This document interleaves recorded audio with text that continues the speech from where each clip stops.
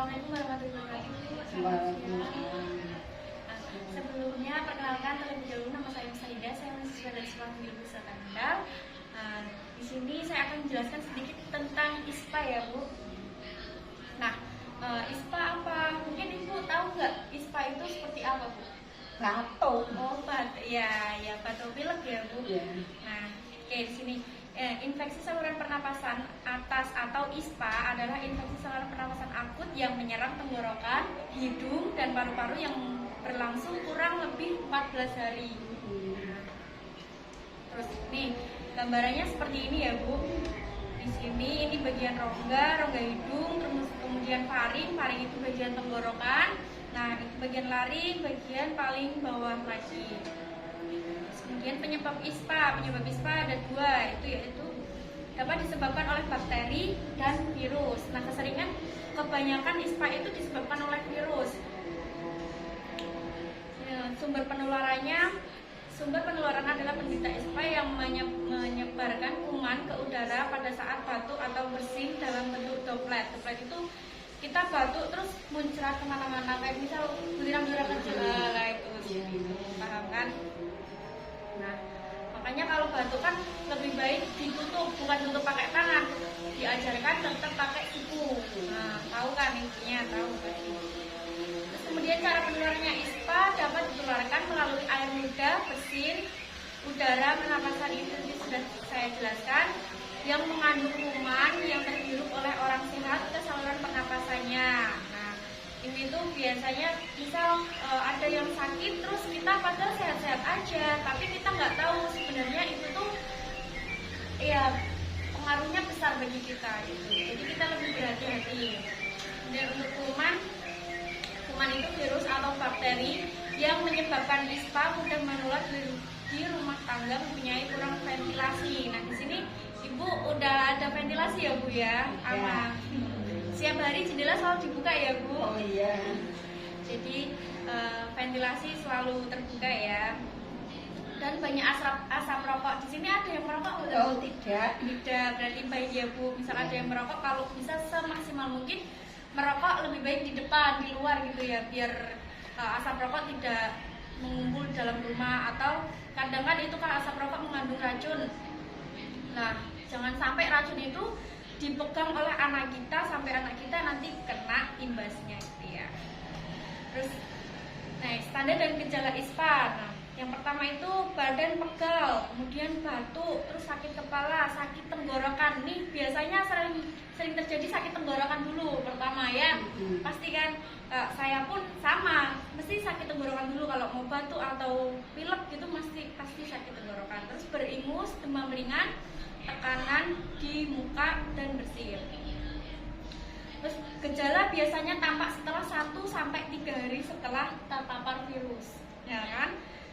Jadi gini Bu, kalau gejala virus itu kita mungkin sekarang kita terpapar sama orang yang terkena virus itu, cuman kita merasa aman kok, aku main sama dia enggak kenapa-napa. Sebenarnya enggak saat itu kamu ketularan, tapi hari setelahnya. Jadi sehari atau 3 hari setelahnya itu baru dirasakan seperti itu.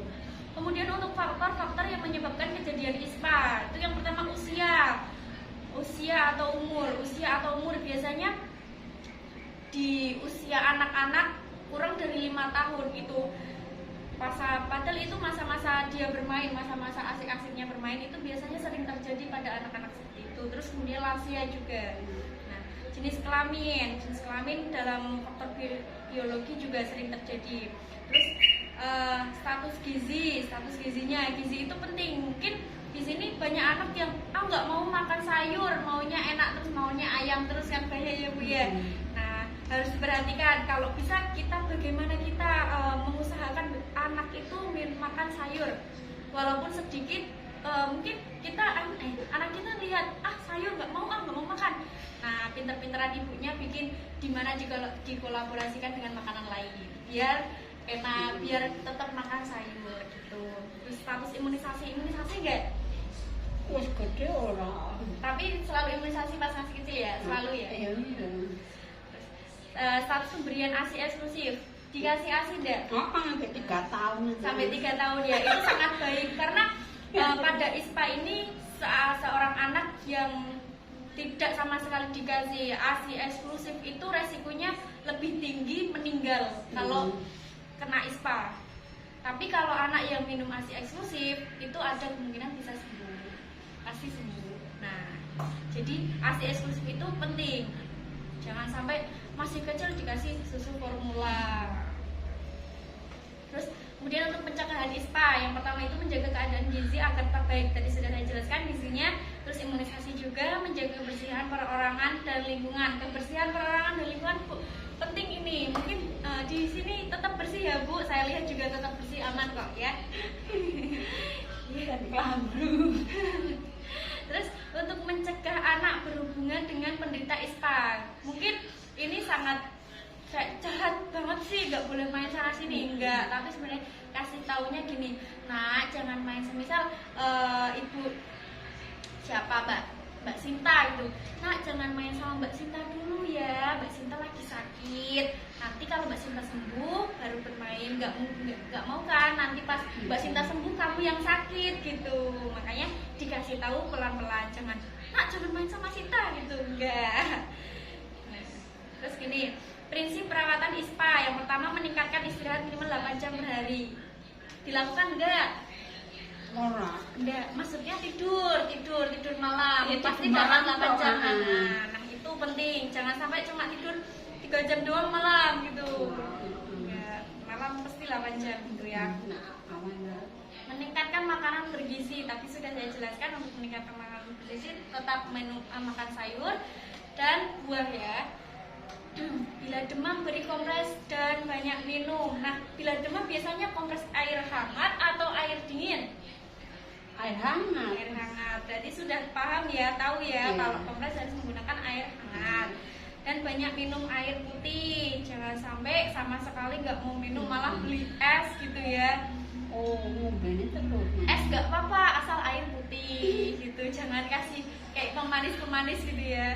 Terus bila hidung tersumbat karena pilek, bersihkan lubang hidung dengan sapu tangan yang bersih. Jadi selalu dibersihkan biar nggak makin sesek gitu kan. Terus bila badan seseorang demam, gunakan pakaian yang cukup tipis, tidak terlalu ketat. Jadi jangan diselimuti rapat kan biasanya biar keringatnya keluar diselimuti rapat. Sebenarnya salah. Itu nggak keluar malah makin panas gitu ya. Jadi tetap pakai pakaian tipis biasa saja gitu. Terus bila terserang pada anak, tetap berikan makanan dan ASI bila anak tersebut masih menetek. Tetap berikan makanan bila tersebut. Terus ini untuk demonstrasinya saya berikan cara batuk efektif. Batuk efektif sendiri itu adalah suatu metode untuk batuk dengan benar, di mana klien dapat menghemat energi sehingga tidak mudah lelah mengeluarkan dahak secara maksimal. Jadi batuk efektif itu nanti teknik gimana mengeluarkan dahak namun tidak sampai mengurangi energi. Jadi maksimal itu keluar dahaknya maksimal. Next, untuk tujuan batuk efektif, yang pertama meningkatkan distribusi ventilasi supaya ventilasinya lancar, nafas tetap lancar. Terus meningkatkan volume paru. Volume paru kan biasanya kalau kita batuk kan sesek gitu parunya. Nah, itu tujuannya. Terus memfasilitasi pembersihan saluran napas. Jadi saluran napas tetap bersih.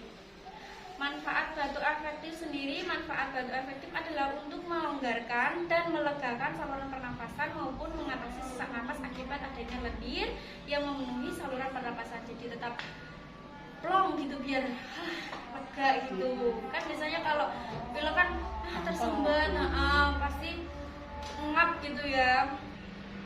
Nah, saya langsung berikan tekniknya. Gini Bu caranya. Silakan Ibu letakkan tangan kanan di atas lah, terus tangan yang kiri di bawah sini. Nah, ini siapkan dua gelas ini air hangat, ini untuk gelas dahaknya. Jadi pas posisi seperti ini di sini sama di sini, tarik nafas. tahan 1, 2, 3 langsung keluarkan langsung. Nah nanti itu dahaknya akan maksimal keluar. Jadi misal kurang maksimal masih ada dahak, diulangi lagi. Hitung 1, nah tahan 1, 2, 3 langsung tekan. Nah gitu. Terus bila terjadi, terus setelah itu dikasih minum air hangat gitu ya. Nanti apabila terjadi pada anak-anak kan nggak mungkin kan kalau anak-anak suruh gini kan nggak mungkin. Ditepuk-tepuk bagian belakangnya pelan-pelan, suruh batuk, nanti bakal batuk, nanti otomatis bakal batuk sendiri seperti itu ya, paham kan? Oke, jangan lupa ini setelah ada dahak tadi dibersihkan yang bersih ya, nanti takutnya kemana-mana. Oke.